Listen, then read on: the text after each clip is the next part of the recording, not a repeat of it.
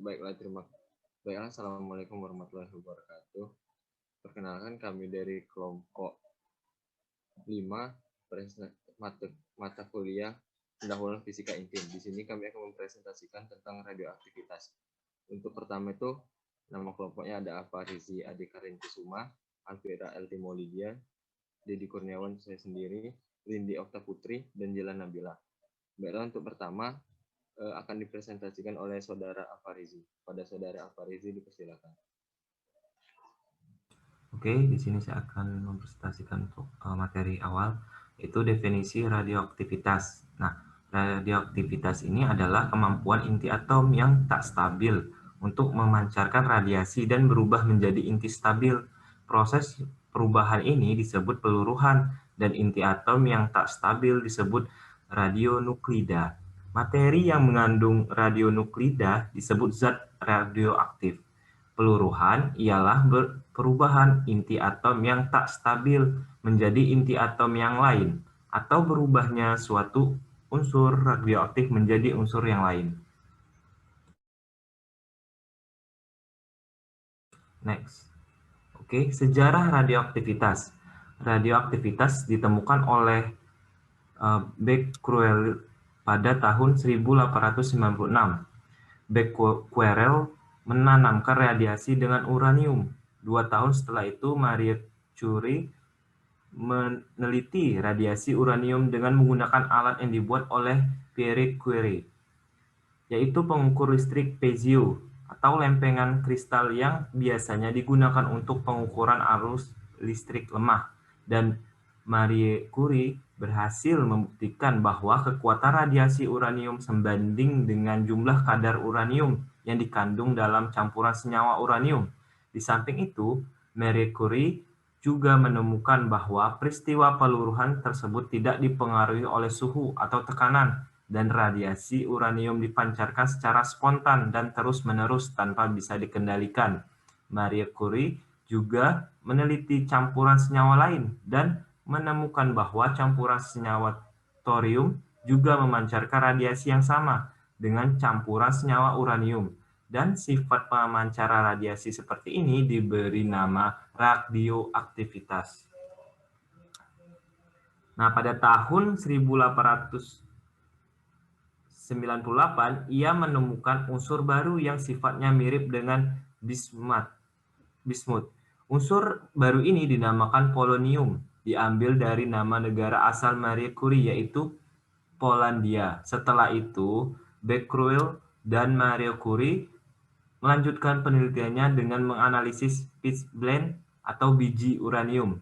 Mereka berpendapat bahwa di dalam pitchblende terdapat unsur yang radioaktifnya lebih kuat daripada uranium atau polonium.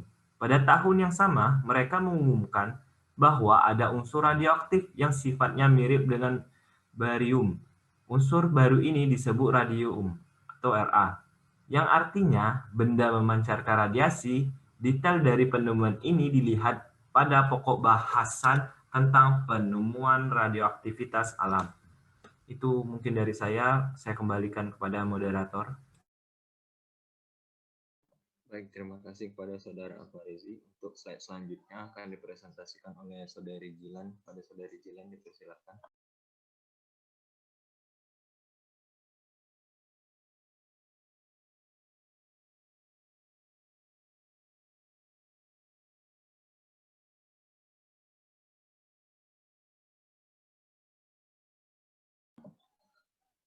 Pada Saudari Jilan untuk mempresentasikan.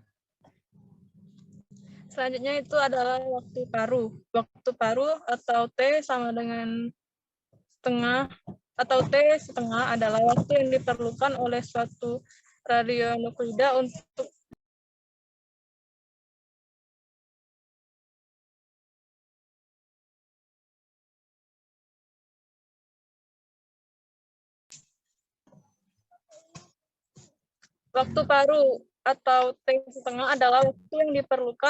suatu radionuklida untuk meluruh sehingga jumlahnya tinggal setengahnya. Radiasi radionuklida mempunyai sifat yang khas atau unik untuk masing-masing inti. Peristiwa pemancaran radiasi suatu radionuklida itu sulit untuk ditentukan.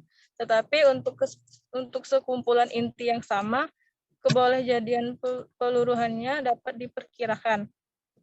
Waktu paru bersifat khas terhadap setiap jenis inti. Laju pancaran radiasi dalam satuan waktu disebut konstanta peluruhan. Secara matematik, hubungan antara L dan T setengah dinyatakan dengan lambda sama dengan 0,693 per T setengah. Radioaktivitas alam dan buatan berdasarkan asalnya, radioaktivitas dikelompokkan menjadi radioaktivitas alam dan radioaktivitas buatan, yaitu hasil kegiatan yang dilakukan manusia. Dalam radioaktivitas alam, ada yang berasal dari alam dan dari radiasi kosmik. Radioaktivitas buatan dipancarkan oleh radioisotop yang sengaja dibuat manusia.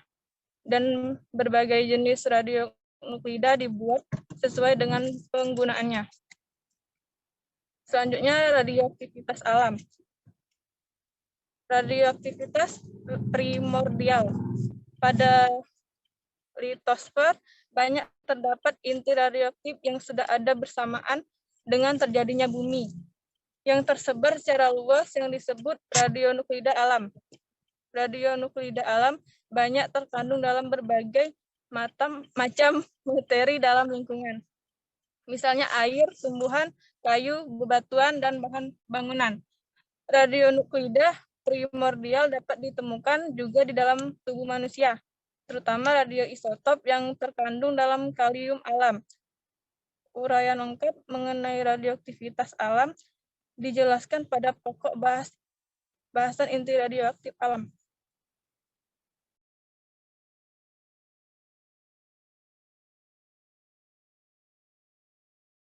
Baik, terima kasih pada Saudari Gilang. Selanjutnya pada Saudari Alvira untuk menjelaskan materinya.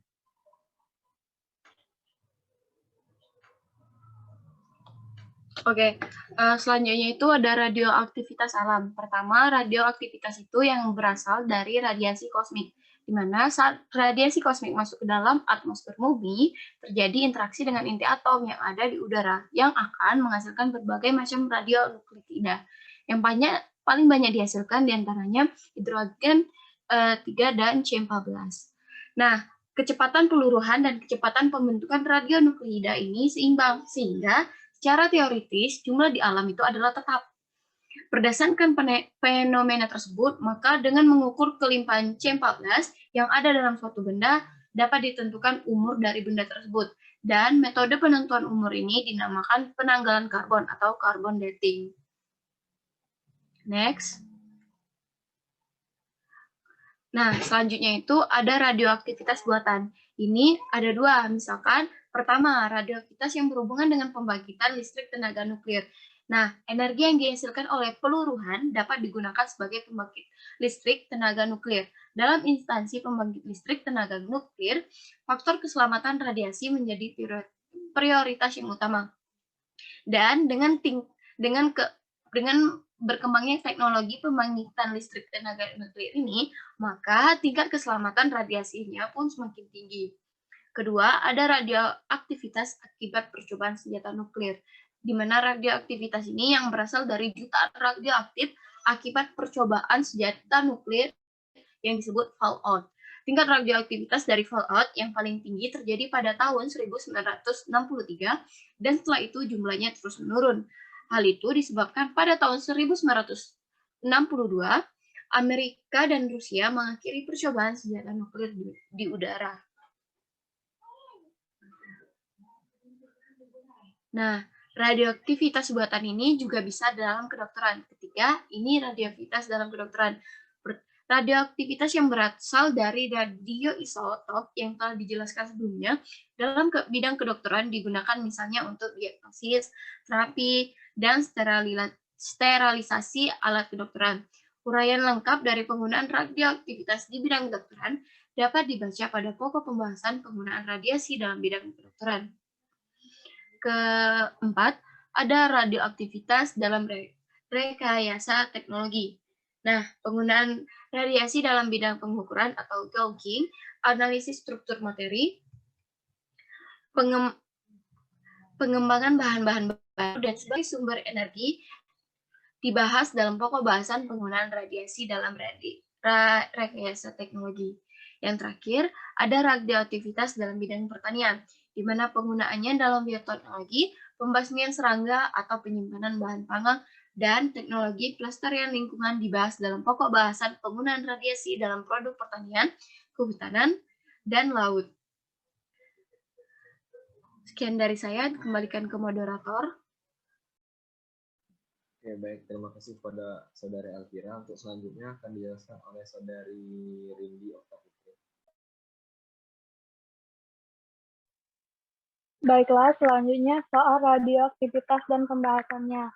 Yang pertama, setelah melurus selama 30 jam, suatu unsur radioaktif tinggal 25% dari jumlah semula. Tentukan yang pertama, waktu paruh unsur radioaktif tersebut. Yang kedua, jumlah radioaktif yang tersisa setelah 60 jam.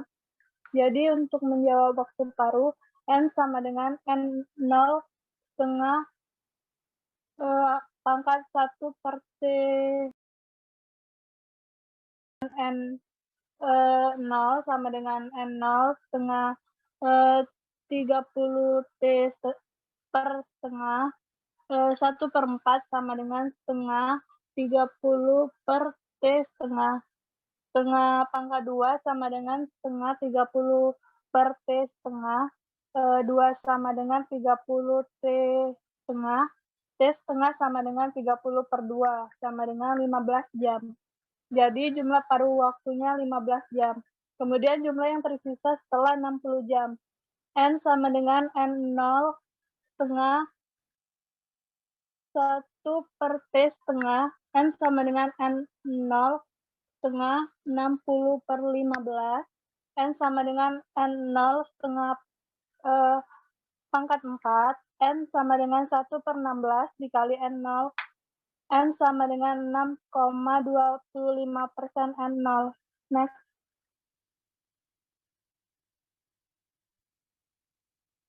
Selanjutnya, soal nomor 2, perhatikan gambar yang ada. Sebuah radioaktif mengalami peluruhan yang digambarkan grafik peluruhan. Masanya atas. Tentukan yang pertama waktu paruh, yang kedua ketetapan peluruhan, yang ketiga waktu yang dibutuhkan supaya bahan radioaktif tersebut tinggal 10%. Jadi untuk waktu paruhnya, N sama dengan N0 setengah 1 per T setengah, 20 dibagi 160 sama dengan setengah 1 per T setengah, 1 per 8 sama dengan setengah 60 per T setengah. Jadi 3 sama dengan 60 per T setengah. Jadi T setengah kemudian konstanta peluruhan. T setengah sama dengan ln 2 per lambda. Lambda sama dengan ln 2 per T setengah. Lambda sama dengan 0,693 per 20. Jadi konstanta peluruhannya yaitu 0,035 menit pangkat min 1. Next. Selanjutnya waktu supaya tinggal 10% dari bahan semula. N sama dengan N0 setengah 1 per T setengah, N per N0 sama dengan setengah 1 per T setengah, 1 per 10 sama dengan setengah per 1 per 20. Log 10 sama dengan T per 20 log 2. 1 sama dengan T per 20 dikali 0,3. Waktu supaya tinggal 10% dari bahan semula adalah 66,7 menit.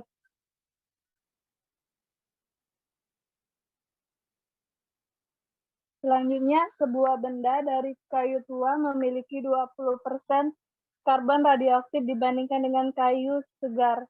Berapa umur kayu tua tersebut jika waktu paruh karbon radioaktif tersebut 5.700 tahun? Jadi N sama dengan N0 setengah 1 per T setengah. N per N0 sama dengan setengah 1 per T setengah 2 per 10 sama dengan setengah 1 per 5.700. Log 1 per 5 sama dengan log setengah 1 per 5.700. Log 5 sama dengan T per 5.700 log 2. T sama dengan 5.700 log 5 dibagi log 2. T sama dengan 5.700 dikali 2,32. Jadi waktu paruh karbon radioaktif umur kayu tua tersebut 13.235.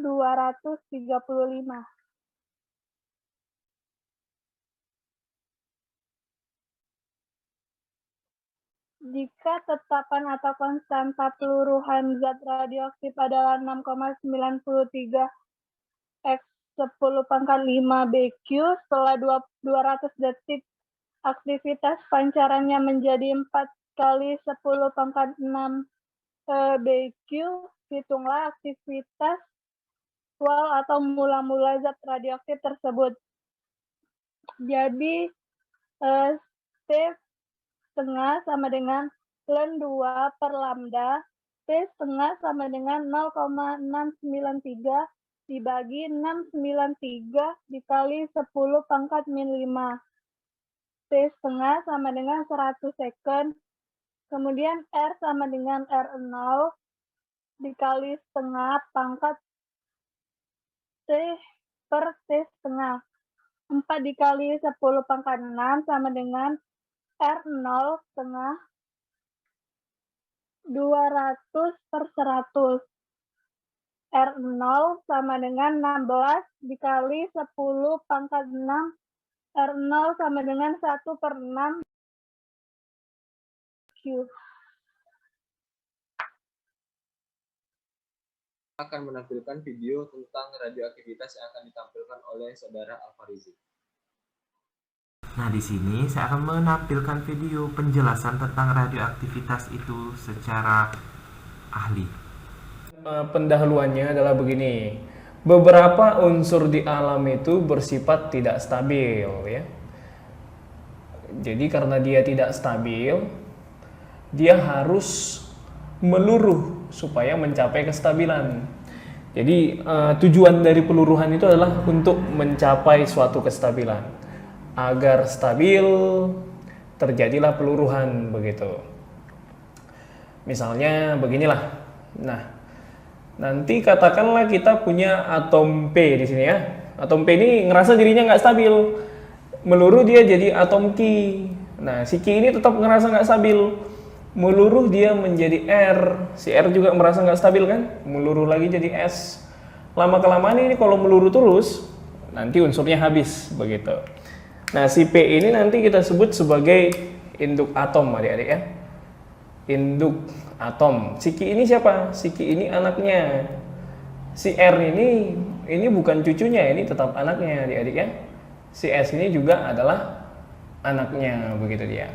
Nah, biasanya nanti yang kita hitung di sini adalah jumlah unsur yang tersisa setelah meluruh. Jumlah unsur yang tersisa itu nanti adalah NT, gitu dia. Jumlah unsur yang tersisa sama dengan jumlah unsur mula-mula dikali setengah pangkat waktu meluruh per waktu paruh. Jadi ini juga langsung dihafalkan saja rumusnya ya. Nah, NT itu adalah jumlah unsur yang tersisa. Kalau namanya tersisa adik-adik, berarti dia tidak meluruh ya. Nah, kalau kamu tanya sama saya, ini satuannya apa kak? Ini bisa fleksibel. Kalau misalnya unsurnya dalam bentuk massa, ya bisa satuannya kilogram. Kalau unsurnya dalam bentuk volume, ya bisa satuannya dalam meter kubik, dalam liter begitu. Nah, kalau N0 ini adalah jumlah unsur mula-mula. Jumlah unsur mula-mula. Kemudian kalau T kecil adalah waktu meluruhnya berapa lama ya. Kemudian kalau T besar itu adalah waktu paroh. Waktu paroh ini artinya waktu untuk mencapai setengah bagian. Misalnya masanya mula-mula 10 kg, dia tersisa menjadi 5 kg dalam waktu 2 jam. Ya berarti waktu parohnya 2 jam begitu adik-adik ya. Jadi harus bisa membedakan apa itu waktu paroh dan waktu meluruh begitu. Jadi NT ini hati-hati, ini jumlah unsur yang tersisa, bukan jumlah unsur yang sudah meluruh gitu. Selanjutnya begini.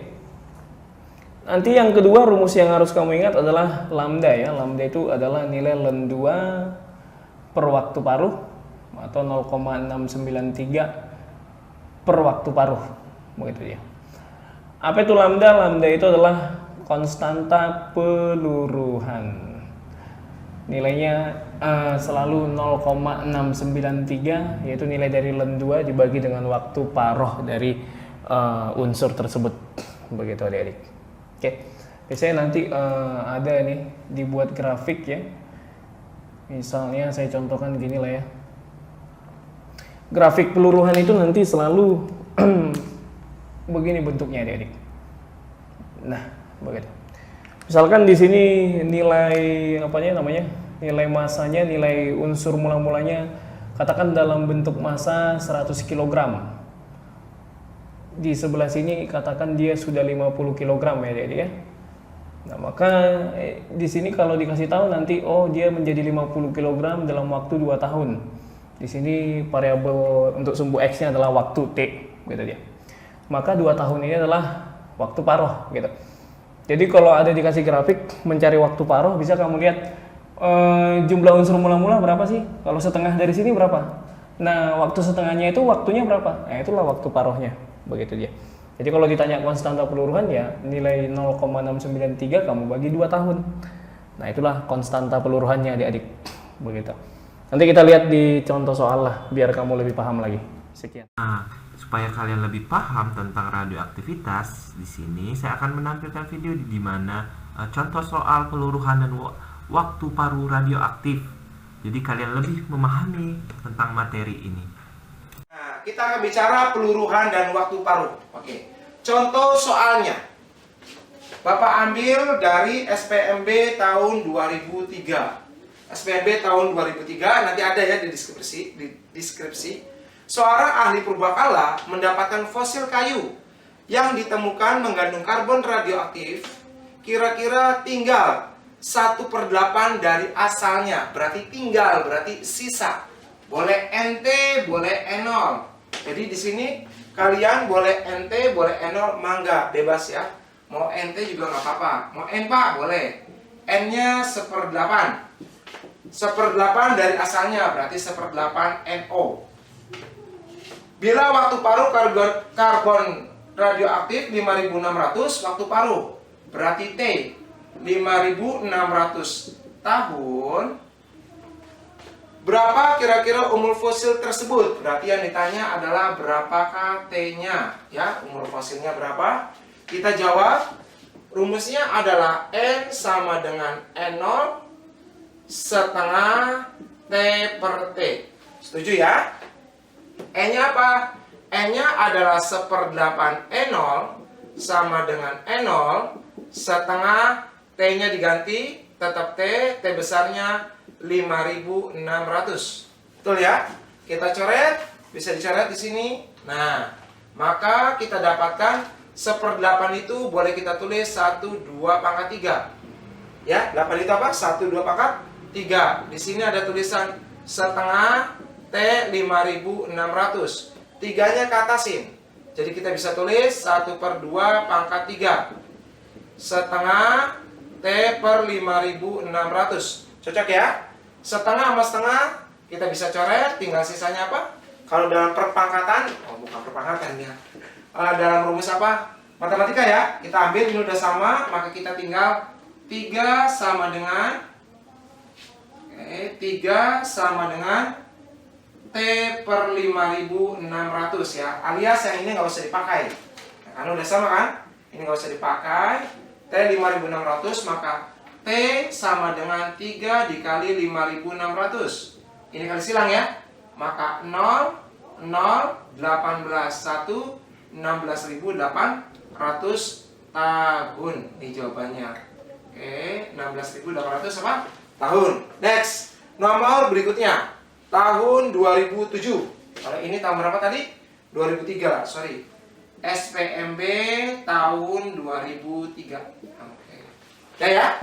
Lanjut. Jawabannya dodol. Berikutnya. Berikutnya nomor, kalau di sini nomor 9, kita bikin nomor 2 aja ya. Nomor 2.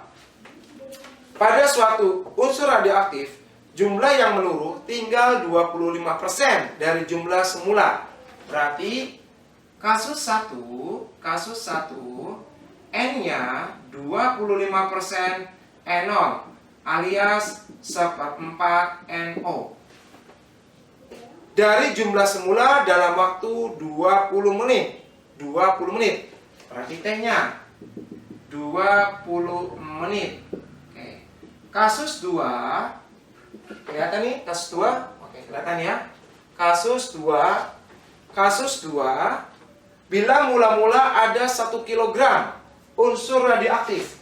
Mula-mula berarti NO 1 kilogram. Unsur radioaktif tersebut setelah setengah jam, masa radioaktif yang belum meluruh. Awas hati-hati. Yang belum meluruh tinggal berapa? Oke. Yang belum meluruh tinggal berapa? Oke. Kita tanya berapakah N-nya? Nanti sisanya kan yang belum meluruh. Tinggal berapa? Dalam waktu setengah jam. Berarti T-nya setengah jam. Setengah jam itu kurang lebih 60 menit.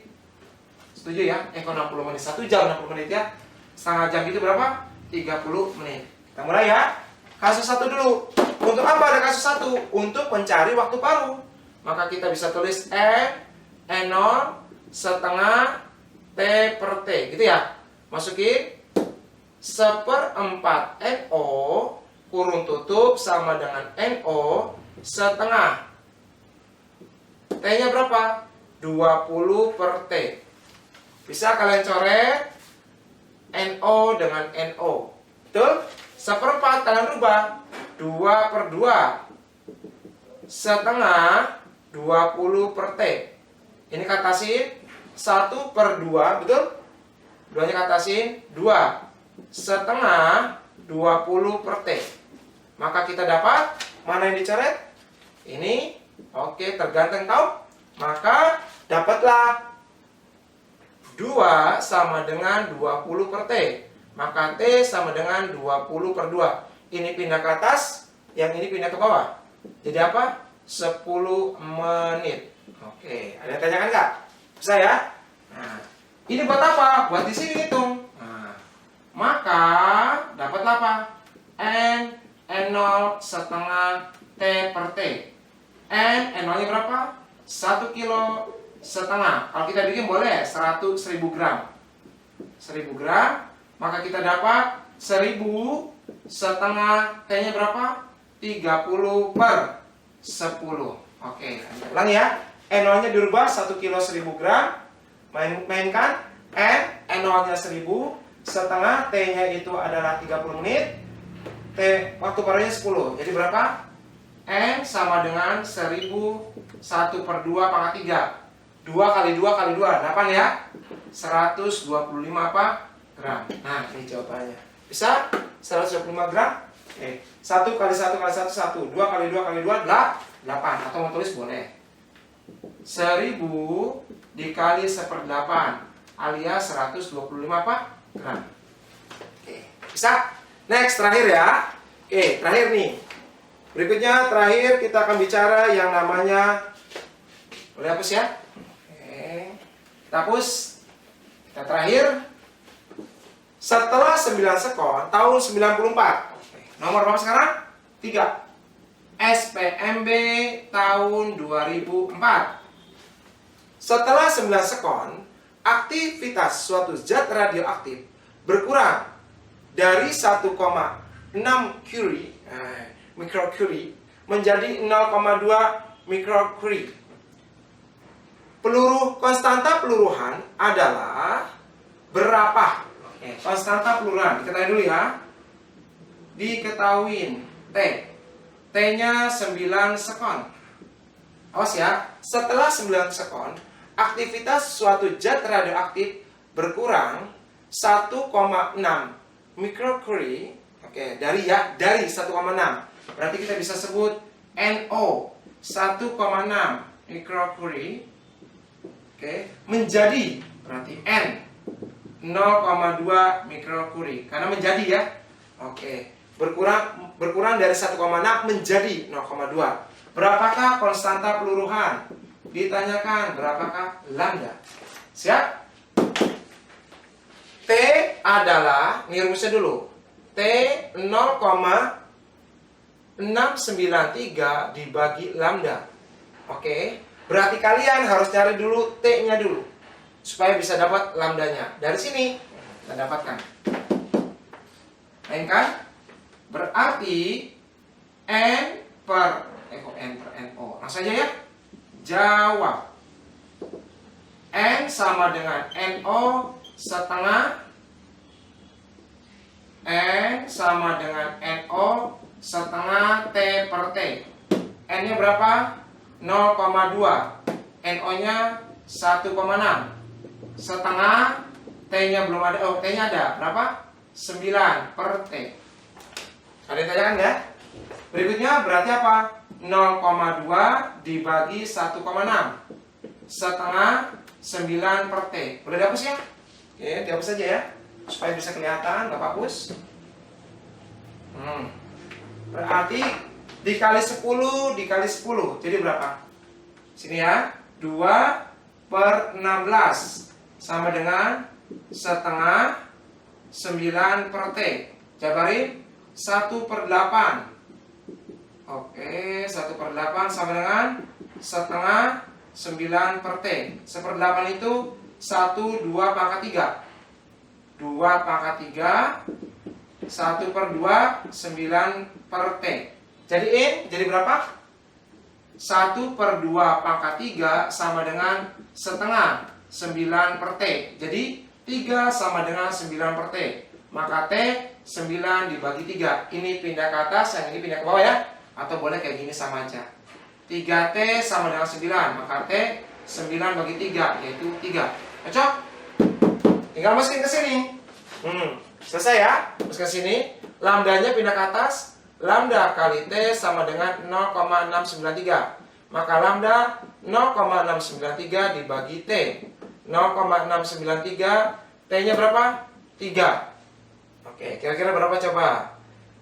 0,231. Nah, selesai. Jawabannya kita cek. Ada jawabannya ya. Jawabannya adalah B. S-1. Oke. Jawabannya BB. Oke, segitu aja dari. Nah, ada juga nih dampak negatif dari radioaktif. Nah, berupa limbah radioaktif. Nah, saya akan menampilkan animasinya. Limbah merupakan konsekuensi yang tak bisa dihindari dalam kehidupan sehari-hari. Tidak terkecuali limbah radioaktif. Limbah radioaktif adalah limbah yang mengandung zat radioaktif atau bahan dan peralatan yang telah terkontaminasi dan menjadi radioaktif. Dari mana sajakah limbah radioaktif berasal? Limbah radioaktif dapat berasal dari berbagai kegiatan medis yang menggunakan sumber radioaktif, atau kegiatan industri yang menggunakan radiasi, reaktor nuklir, dan juga aplikasi penelitian dan pengembangan lainnya yang berkaitan dengan zat radioaktif. Selain itu, limbah radioaktif juga dapat dihasilkan oleh produk konsumen yang umum digunakan, seperti kaos lampu yang terdapat pada Petromax, penangkal petir, dan smoke detector. Limbah radioaktif kemudian diolah berdasarkan beberapa prinsip: peluruhan aktivitas, reduksi volume, pengubahan komposisi, pengondisian. Proses pengolahan limbah ditentukan berdasarkan jenis limbah. Pengolahan limbah radioaktif jenis padat seperti jas laboratorium, sarung tangan, dan kayu diolah dengan cara dibakar atau diinsenerasi, sehingga dihasilkan limbah bentuk residu atau abu. Sementara itu, limbah padat yang tidak terbakar diolah dengan cara dikompaksi agar volumenya berkurang. Kemudian, bersamaan dengan limbah berbentuk residu, limbah padat dimasukkan ke dalam drum atau shell beton yang diberi adonan semen.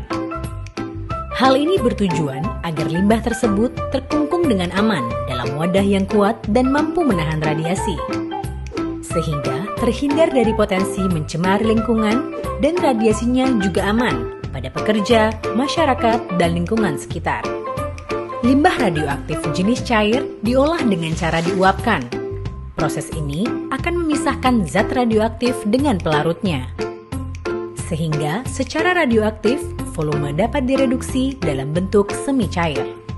Sedangkan uapnya difilter sebelum dilepas ke lingkungan dalam bentuk cair.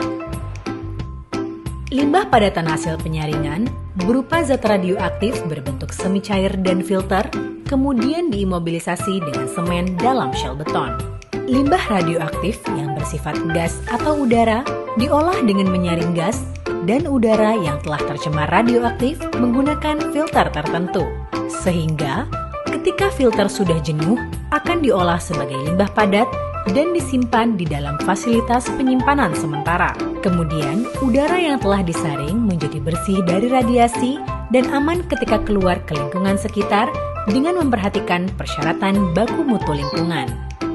Pengelolaan limbah radioaktif di Indonesia dilakukan oleh Batan dengan mengutamakan prinsip 3S, safety, security, dan safeguards. Oke, mungkin itu penampilan video yang kami berikan. Semoga teman-teman yang sudah menonton tersebut menambah pengetahuannya, lalu mengamalkan ilmunya ke masyarakat, bahkan ke bangsa ini. Terima kasih. Saya kasih lagi ke moderator supaya menutup materi hari ini. Baiklah, untuk kesimpulannya dari tentang radioaktivitas itu adalah kemampuan inti atom yang tak stabil untuk memancarkan radiasi menjadi inti yang stabil. Materi yang mengandung inti tak stabil yang memancarkan radiasi disebut zat radioaktif.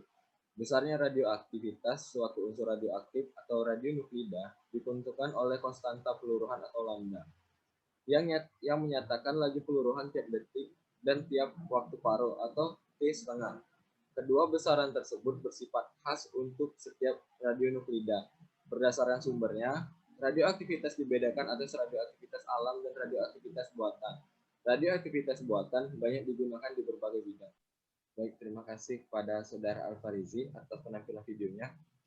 Di sini hasil penampilan kami, baik makalah atau PPT dan juga video yang sudah kami tampilkan. Ini cukup dari kami dari kelompok 5 tentang materi radioaktivitas. Saya mohon maaf bila ada salah ataupun kata yang tidak ini. Wabillahi taufiq wal hidayah. Wassalamualaikum warahmatullahi wabarakatuh. Waalaikumsalam warahmatullahi wabarakatuh. Fill me out with your smile, like the sunshine brings the light. Fill me out with a flame, I will let you in this game.